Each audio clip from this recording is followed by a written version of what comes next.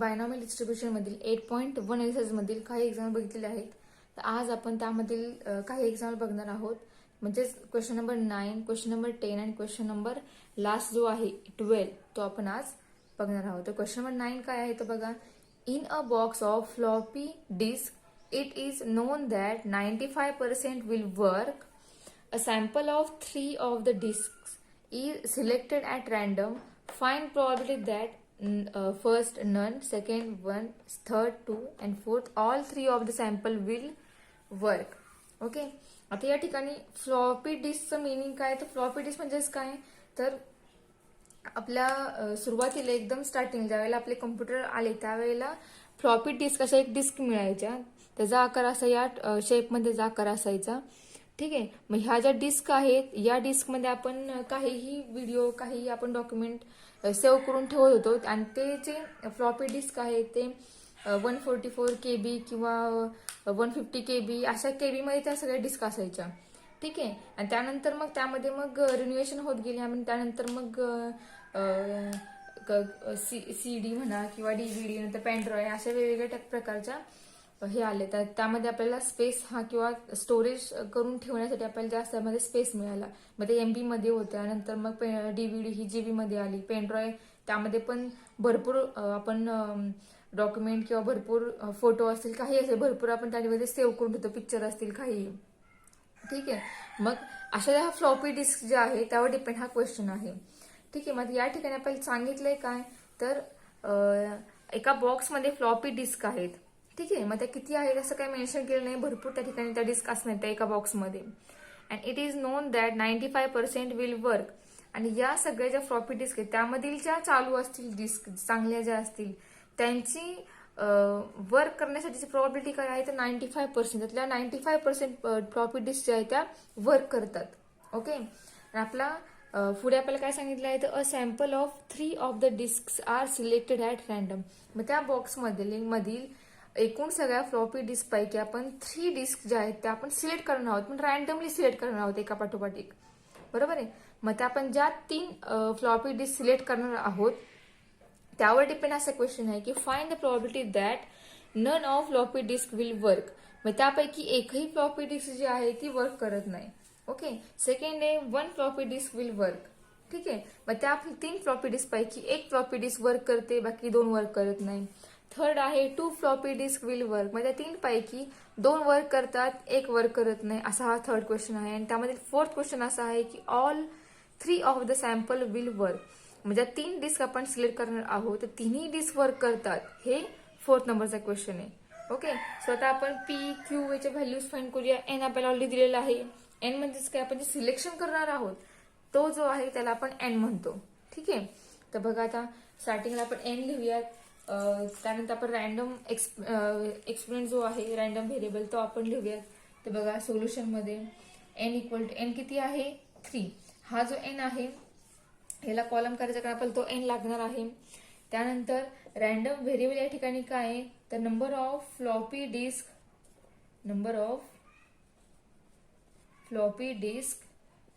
Will work. ठीक आहे. आणि त्यानंतर आपल्याला गिवन दिलेले काय तर ज्या फ्लॉपी डिस्क वर्क करतात त्यांची प्रोबॅबिलिटी आपल्याला दिलेली आहे की ते 95% विल त्या वर्क करतात. Okay. So probability that floppy disk will work is किती आहे ती प्रोबॅबिलिटी तर ती आहे 95%. Okay. So that is P is equal to 95%. Okay.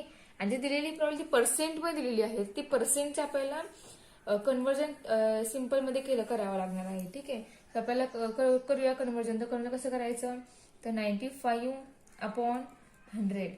आणि या ठिकाणी आपण कॅन्सलेशन करून दोघांनाही भाग घालून आपल्याला फायनली आपल्याला P काय मिळणार आहे तर बघा आपल्याला फायनली P मिळेल 19/20. तुम्ही भाग घालून बघा तुम्हाला ही व्हॅल्यू मिळेल. ठीक आहे. आता P मिळाला आपल्याला Q फाइंड करायचा आहे. So next therefore Q equal to 1 minus P is equal to 1 minus 19/20. This is equal to 1/20 that is Q is equal to 1/20 म्हणजे ही झाली क्यूची व्हॅल्यू. ओके, पी आणि क्यू मिळाला. आता आपण रॅन्डम व्हेरिएबल जे आहे म्हणजेच बायनॉमियल फॉर्म मध्ये ह्या आपण टर्म्स लिहितात. म्हणजे आपण कशा प्रकारे लिहितो तर X follows B of N comma P अशा प्रकारे आपण लिहितो बरोबर binomial distribution. So X follows B of N, N is 3 and P is 19/20. ठीक आहे, हे लिहिल्यानंतर आपल्याला फॉर्म्युला कोणता आपण या ठिकाणी यूज करणार आहोत सेम अख्ख्या पूर्ण चॅप्टरमध्ये किंवा 8.1 पूर्ण मध्ये आपण एकच फॉर्म्युला वापरतो एक्झाम्पल सॉल्व्ह करताना. तो फॉर्म्युला काय आहे P of X equal to small X is equal to N C X into P raise to X and Q raise to N minus X. हा आपला मेन फॉर्म्युला आहे. हाच formula use करून आपण हे चारही एक्झाम्पल जे सब क्वेश्चन ते आपण सॉल्व्ह करणार आहोत. ठीक आहे, आता आपण मेन फॉर्म्युला व्हॅल्यू सगळ्या फाइंड केल्या आहेत. सो आता आपण त्यामधील जे फर्स्ट आहे नंबर त्या फर्स्ट नंबरचा एक्झाम्पलचा आन्सर आपण सॉल्व्ह करूया. सो फर्स्ट काय आहे तर none of floppy disk will work. So none floppy disk will work.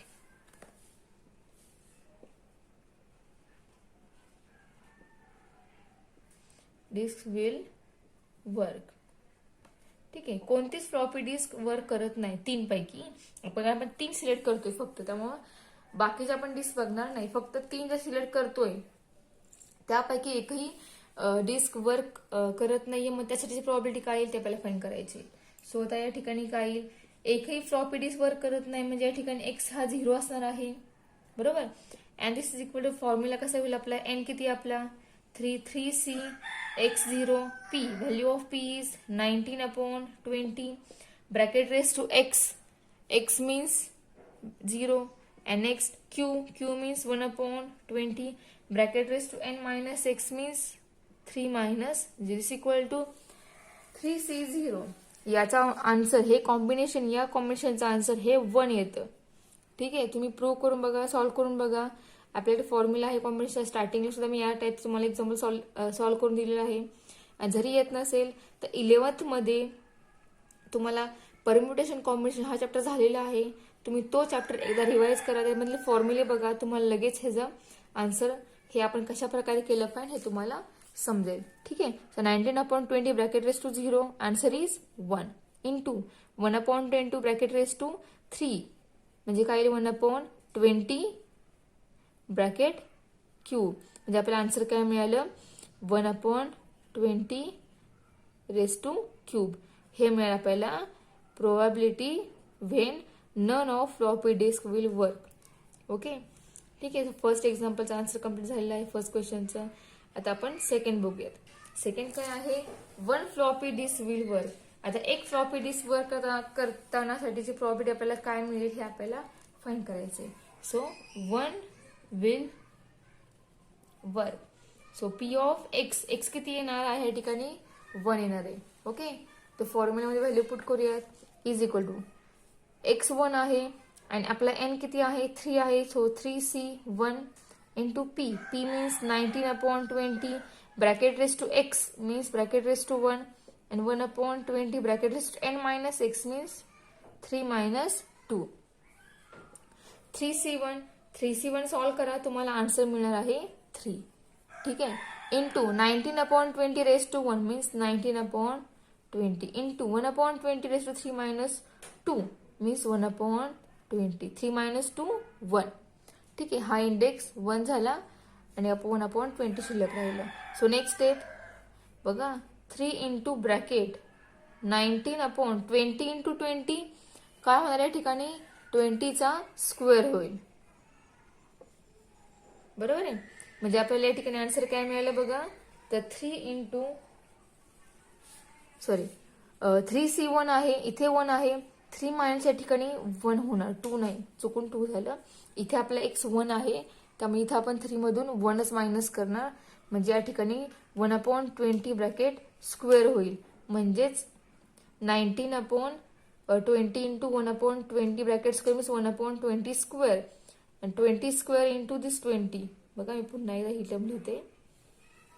आपल्याला काय मिळालं 3 इंटू 19/20 इंटू 1/20 स्क्वेअर. आणि हा स्क्वेअर आणि हा 20 दोघांचं पण काय होईल मल्टिप्लिकेशन. आपल्याला टर्म कोणती म्हणजे आन्सर काय मिळेल 3 इंटू ब्रॅकेट 19/20 क्यूब. बरोबर आहे, ब्रॅकेट क्यूब मिळालं. मग तुम्ही हे सॉल्व करा किंवा सोल्युशन आन्सर आहे एवढंच ठेवा, काही फरक पडत नाही. तुमचा आन्सर बरोबर आहे हे महत्वाचं आहे. मग तुम्ही फायनली पुढे सॉल्व केलं तरी चालेल, नाही सॉल्व केलं तरी चालेल, तुम्हाला फुल मार्क मिळणार. आता सेकंड झाला. आता नेक्स्ट पुढचा जो आहे थर्ड आणि फोर्थ तो आपण सॉल्व करूयात. तर बघा थर्ड काय आहे तर 2 फ्लॉपी डिस्क विल वर्क. त्यासाठीची प्रॉबिलिटी काय येईल ती फाइंड करायची आपल्याला. ठीक आहे, so say third example 2 floppy disk will work. Okay, म्हणजेच काय या ठिकाणी एक्सची व्हॅल्यू किती असणार आहे तर 2. So P of X equal to 2 equal to formula आपला काय आहे तर फॉर्म्युला व्हॅल्यू पुट करूया. N C X means 3c2 P raise to X म्हणजे पी किती आपला 19/20 bracket raise to X means bracket raise to 2 आणि Q Q means 1/20 raise to N minus X. N is 3 minus X is 2. ठीक आहे, so 3 minus 2. So next 3c2 solve करा. बघा तुम्हाला मी एकदा हे फक्त सॉल्व करून दाखवते. आपल्याला फॉर्म्युला काय एनसीआरचा n factorial upon r factorial into n minus r हा आपला फॉर्म्युला आहे. मग ह्या ठिकाणी 3c2 हे काय होईल 3 factorial upon 2 factorial into 3 minus 2 factorial. 3 factorial upon 2 factorial into 3 minus 2 1 factorial. 1 factorial is 1 and 3 factorial is 3 into 2 into 1 and 2 factorial is 2 into 1 म्हणजे 2 1 2 1 कॅन्सल होणार आणि आपल्याला आन्सर मिळणार 3. ठीक आहे, म्हणजे या रूलनुसार आपण ही व्हॅल्यू फाइंड करणार आहोत. मग एनसीआर मध्ये 3c0 असेल 3c1 असेल 3c2 असेल काही पण असेल नका, पण हा फॉर्म्युला वापरून ते एक्झाम्पल ती व्हॅल्यू फाइंड करायची. ओके, सो 3c2 आपल्याला काय मिळेल 3 इंटू 19/20 ब्रॅकेट स्क्वेअर आहे. So 19 square upon 20 square into 3 minus 2 1 so 1/20 शिल्लक राहण्या ठिकाणी आपल्याला काय मिळेल 3 into 19 square upon 20 square into that 20 काय होणार 20चा क्यूब होईल. So 19 square upon 20 cube. This is our answer when 2 floppy disk will work. Okay, तर फोर्थ आहे लास्ट. इथे 20 क्यूब आहे बघा व्यवस्थित क्लिअर लक्षात ठेवा. त्या ठिकाणी आपण 20 क्यूब फाइंड केला, या 20चा तो क्यूब आहे. ठीक आहे, आता लास्ट जो आहे fourth all 3 of the sample will work ते सॉल्व करूयात. म्हणजेच काय all 3 floppy disk will work. All 3 of sample will work. ठीक आहे, तिन्ही वर्क करतात म्हणजे त्या ठिकाणी पी काय होणार आहे सॉरी एक्स किती होणार आहे 3. व्हॅल्यू पुट करूया 3c एन 3 आहे एक्स सुद्धा 3 आहे so 3c3 P means 19/20 bracket raise to X आहे. एक्स किती या ठिकाणी 3 आहे. नेक्स्ट 1/20 रेस टू 3 मायनस 2 म्हणजे 1/20 bracket raise to 3 minus 3 3c3 1 होणार. 19/20 ब्रॅकेट क्यूब म्हणजे 19 क्यूब अपॉन 20 क्यूब होणार इंटू 1/3 मायनस 3 0 इंडेक्स 0 असेल व्हॅल्यू होणार 1. So we get answer 19 cube upon 20 cube. ठीक आहे, this is our solution. So आपण क्वेश्चन नंबर 9 जो आहे तो पूर्णपणे सॉल्व्ह केला आहे. आता याच्या पुढचा क्वेश्चन नंबर 10 आहे तो क्वेश्चन नंबर 10 बघूयात. नेक्स्ट बघा क्वेश्चन नंबर 10 आहे. क्वेश्चन नंबर 10 काय आहे find probability of throwing at most 2 sixes in 6 throws of a single die. आपण एक डाय थ्रो करणार आहे. डाय म्हणजे कसा असतो तो तुम्हाला माहिती, मी कॅरम वगैरे खेळता त्या कॅरमवर जो असतो डायस तो आपण थ्रो करणार आहोत. सॉरी कॅरम नाही, ज्या ह्याला 1 to 6 नंबर असतात म्हणजे आपण सापशिडीवरती जो हे थ्रो करतो जो डाय तो डाय त्यावर नंबर असतात 1 to 6 पर्यंत तो डायस आपण ह्या ठिकाणी बघतोय. आता बघा तो कसा असतो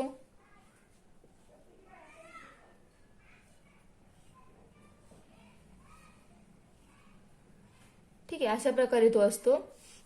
आता हा आपण डायस 6 वेळा थ्रो करणार आहोत. ठीक आहे, आता 1 टाइम थ्रो केला आपण, आपल्याला 6 मिळाला, नाही मिळाला किंवा 2 टाइम असं आपण एकदा टॉस केला, जर 6 मिळाला असेल, दुसऱ्या टॉस केला परत 6 मिळाला, तिसऱ्यांदा टॉस केला आपण परत 6 मिळाला, चौथ्यांदा टॉस केला परत 6 मिळाला, 5व्यांदा केला आपण डायट थ्रो परत आपल्याला 6 मिळाला, 6व्यांदा परत थ्रो केला आपण तो डायट पुन्हा आपल्याला 6 मिळाला. ओके, सो आता जे आपल्याला या ठिकाणी 6 येण्यासाठी या ठिकाणी आपण किती वेळा डायट थ्रो केला, तर 6 वेळा आपण जर डायट थ्रो केला तर आपल्याला 6 टाइम हे येऊ शकतात, काय येऊ शकतात, 6 येऊ शकतात. बरोबर आहे. मग असं आता या ठिकाणी आपल्याला 6 टाइम डायट थ्रो करतोय. बरोबर आहे. आणि आपल्याला वरच्या भागावरती 6 ह्या आणायचा आहे, पण तो किती वेळा आला पाहिजे, तर 6 पैकी 6 वेळा थ्रो केला आणि 6 वेळा जर आला म्हणजे 6 टाइम तो येऊ शकतो. बरोबर आहे. 6 टाइम आपण जर हा डाय थ्रो केला तर. बरोबर. तर आपल्याला फाइंड करायचंय काय, find probability of throwing at most 2 6. आपण 6 वेळा डाय थ्रो केल्यानंतर जास्तीत जास्त 2 वेळा 6 येण्यासाठीची प्रोबॅबिलिटी काय असेल ती आपल्याला फाइंड करायची आहे. बघा, जास्तीत जास्त 2 वेळा येण्यासाठी प्रोबॅबिलिटी म्हणजे 2 पेक्षा जास्त चालणार नाहीये, 2 आणि 2 पेक्षा कमी चालतील. बरोबर आहे. जास्तीत जास्त 2 वेळा 6 येण्यासाठीची प्रोबॅबिलिटी आपल्याला फाइंड करायची या ठिकाणी. आता ऍट मोस्ट याचा अर्थ तुम्हाला समजला पाहिजे, आणि ऍटलिस्ट म्हणजे कमीत कमी असतो. ज्या ठिकाणी ऍटलिस्ट शब्द असतो तर कमीत कमी 2 वेळा 6 आपल्याला येण्यासाठी प्रोबॅबिलिटी फाइंड करावी लागली असती. बरोबर आहे. आता या दोघांमध्ये फरक काय तो आपण डायरेक्ट एक्झाम्पल मध्ये बघूया. ओके, सो बघा आता आपल्याला फाइंड करायचे काय त्या आधी बघा, आपल्याला काय फाइंड करायचंय. So at most 2 6s in 6 throws. 6 वेळा डाय थ्रो केल्यानंतर जास्तीत जास्त 2 वेळा 6 येण्यासाठी प्रॉब्लेम आपल्याला फाइंड करायची. ठीक आहे, अप्पर फेसवरती. ओके, सो या ठिकाणी रॅन्डम व्हेरिएबल काय आहे, नंबर ऑफ 6s. आता आपण 6 वेळा डाय थ्रो करतोय, तर 6 टाइम डाय थ्रो केल्यानंतर 6 येण्यासाठीची प्रोबॅबिलिटी काय असणार आहे, जे आपण किती टाइम आपल्याला 6 मिळू शकतात, तर आपण 6 टाइम आपल्याला 6 मिळू शकतात. बरोबर आहे.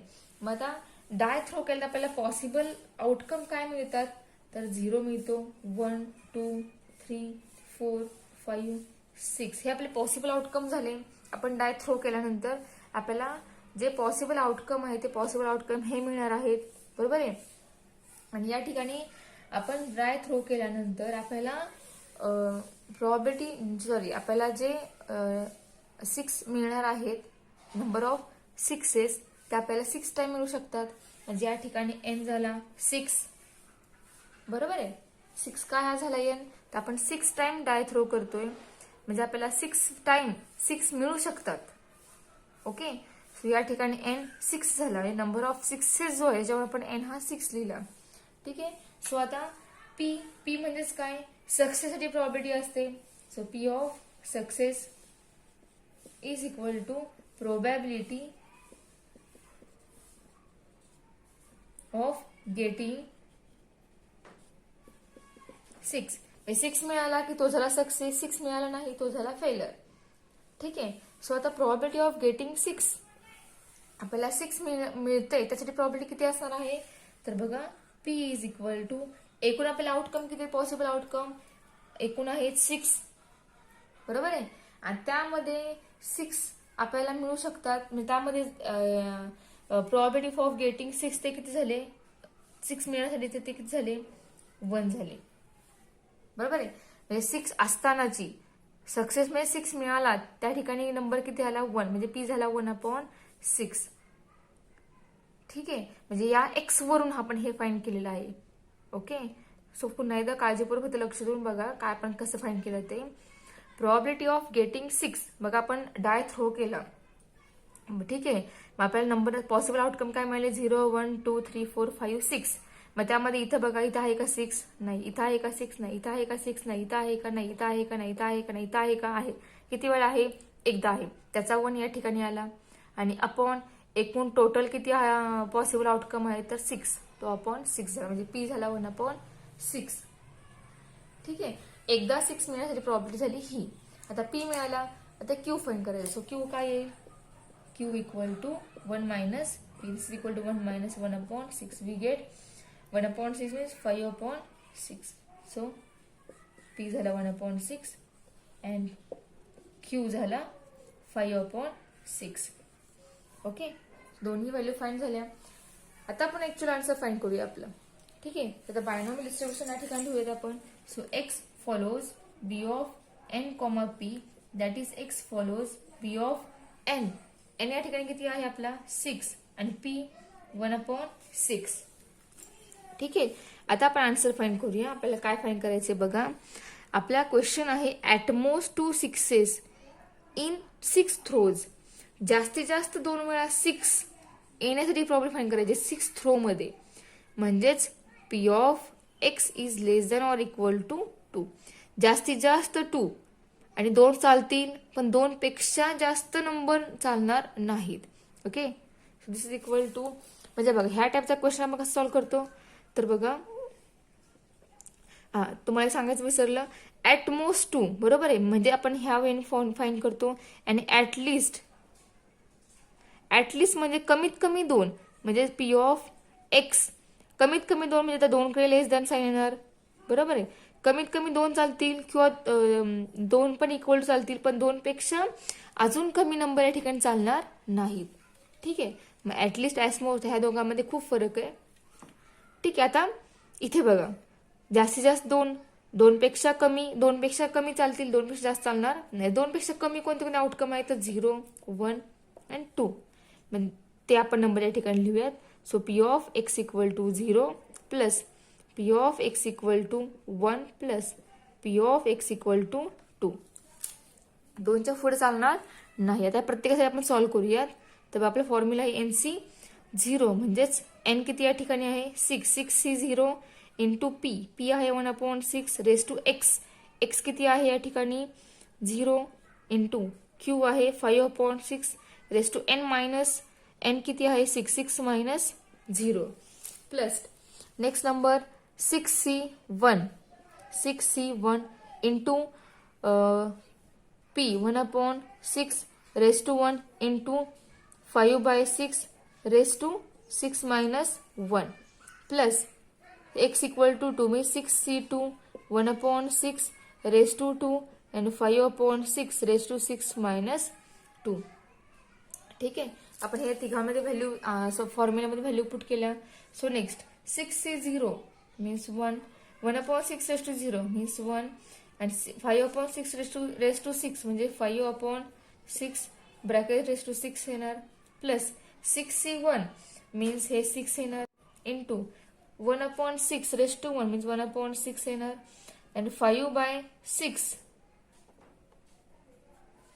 रेस टू 6 मायनस 1 मीन्स या ब्रॅकेट रेस टू 5 येईल प्लस 6C2 म्हणजे काय येईल बघा 6C2 म्हणजे या ठिकाणी आपल्याला आन्सर मिळेल 15 into 1 upon 6 bracket square 1 upon 6 square होईल into 5/6 bracket raise to 6 minus 2 म्हणजे या ठिकाणी होईल 4. ठीक आहे, सो नेक्स्ट स्टेप 1 आहे 1 कॅन्सल होईल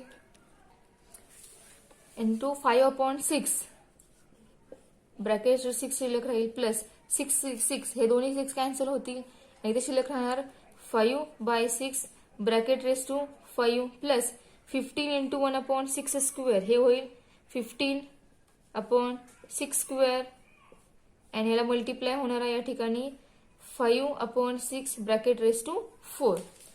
आता याच्या पुढे आपल्याला काय मिळेल बघा, आपण सॉल्व्ह करूयात. एक्झाम्पल पण इरेज करते मी. बघा नेक्स्ट स्टेप काय मिळेल आपल्याला. तर ह्या 3 टर्म ही एक ही दुसरी तिसरी ह्या तिन्ही टर्म मध्ये सगळ्यात स्मॉल पॉवर कोणती आहे 5 अपॉन 6 तर ही आहे रेस टू 4. म्हणजे 5 अपॉन 6 रेस टू 4 ही टर्म या तिन्ही टर्म मधून कॉमन निघेल.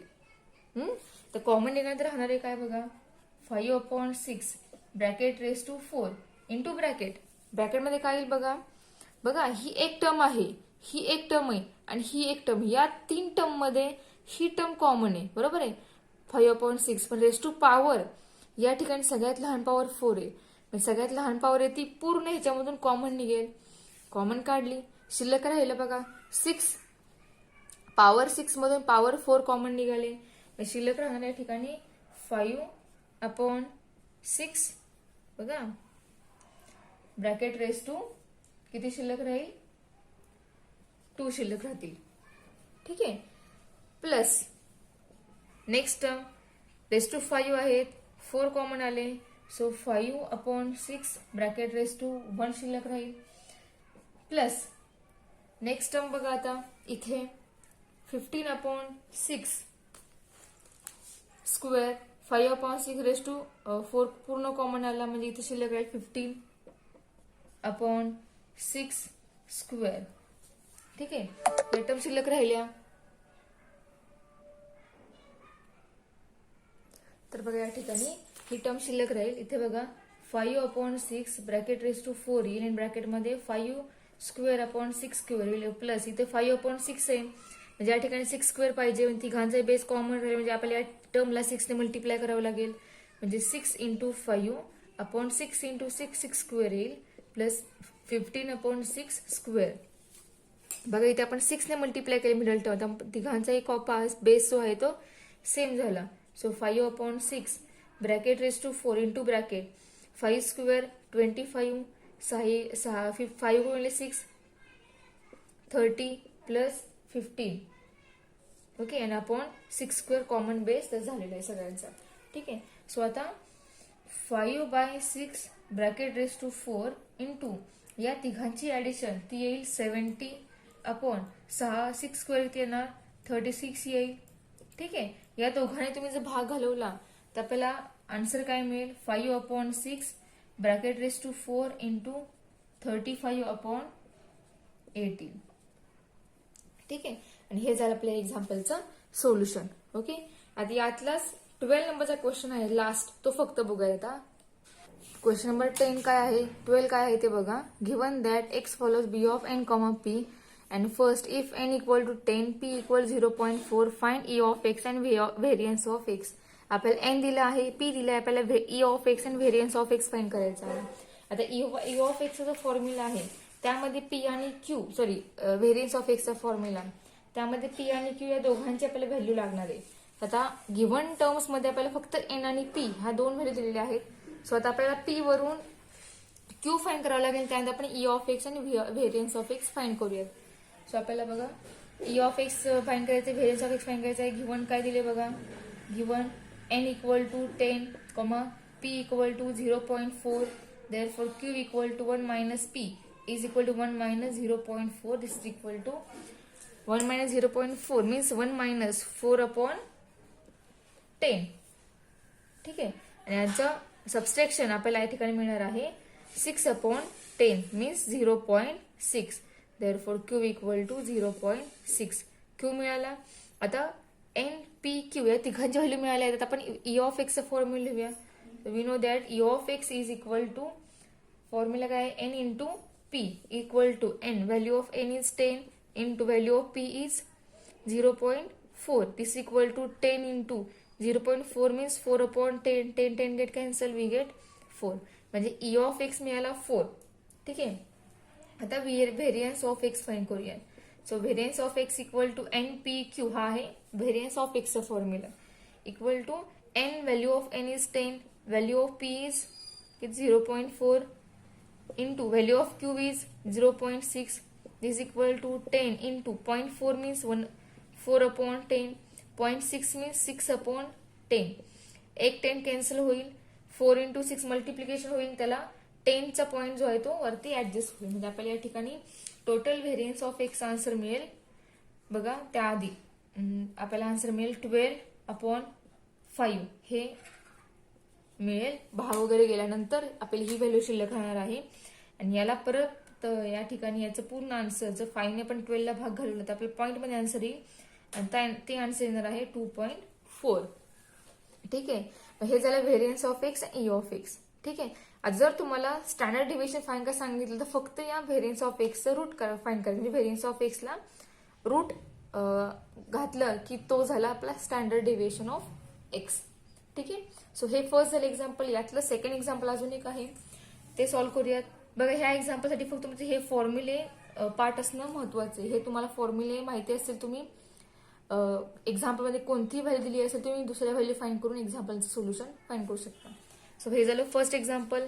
यामधील सेकंड एक्झाम्पल फाइंड बघूयात. Example number 2 is p equal to 0.6 e of x equal to 6 and find n and variance of x. p 0.6 दिलेला आहे, e of x 6 आहे. मग n आणि व्हेरियन्स ऑफ x काय असेल हे बघायचं. मग कशा आपल्याला n दिला होता, p दिला होता आणि आपल्याला e ऑफ x आणि व्हेरियन्स ऑफ x फाइंड करायला सांगितलं होतं. यामध्ये थोडंसं उलट आहे. ओके, सो बघूया कसं फाइंड करायचं ते. सो p गिवन जे दिलं आहे ते स्टार्टिंगला गिवन काय आहे, p आहे 0.6, e ऑफ x तो आहे 6. ठीक आहे, p दिलेला आहे. सो q काय आहे 1 minus p equal to 1 minus 0.6. हेच आपल्याला मिळणार आहे 0.4. म्हणजे p झाला q झाला 0.4. ठीक आहे, आपल्याला ह्या तिघांच्या व्हॅल्यूज लागणार आहेत. सो पी क्यू मिळाला. ई ऑफ एक्स दिलेला आहे, सो आपण ई ऑफ एक्स वरून एन फाइंड करूयात. So E of X is equal to N into P. E of X is 6, N into value of P is 0.6. So N is equal to 6 upon 0.6. So N is equal to हा point आपण वरती numerator adjust करूया, म्हणजे 60 upon 6. ठीक आहे, आणि याचं solution आपल्याला मिळेल 10, म्हणजेच एन आपल्याला मिळाला 10. ठीक आहे, सो एन मिळाला. आता व्हेरियन्स ऑफ एक्स फाइंड करूया. So VAR of X is equal to N P Q equal to N. N is 10 into P, P is 0.6 into Q, Q is 0.4. Find करायचं 10 into 6 upon 10 into 4 upon 10. एक 10 cancel होईल. ठीक आहे, आणि नंतर राहिला 6 into 4 upon 10. या सगळ्याचा भागाकार वगैरे करून डिव्हिजन करून आपल्याला कम्प्लीट सोल्युशन आपल्याला या ठिकाणी मिळेल 2.4. ते तुम्ही फाइंड करा कशा प्रकारे आलं ते. ओके, सोपं आहे, काही नंबर काय अवघड नाही. इथे 2 ने भाग घालवा, तुम्हाला 2.4 आपोआप आन्सर मिळेल. ठीक आहे, सो हा झाला व्हेरियन्स ऑफ एक्स, हा झाला एन, हा आपल्याला ऑलरेडी गिवन होता ई ऑफ एक्स. ठीक आहे, सो आता आपला बायनॉमियल डिस्ट्रीब्युशन चॅप्टर संपलेला आहे. त्याचबरोबर आपला 12th चा सिलेबस तसा संपलेला आहे.